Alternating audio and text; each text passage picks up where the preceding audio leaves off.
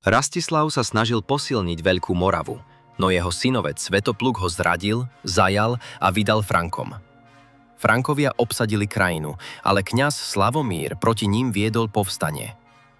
Frankovia dali na čelo svojej armády Svetopluka, no ten sa pridal k povstalcom. Frankov porazil a stal sa vládcom Veľkej Moravy. Upevnil vnútorné pomery a rozšíril ríšu o české, poľské, slieske a lužicko-srbské kmene.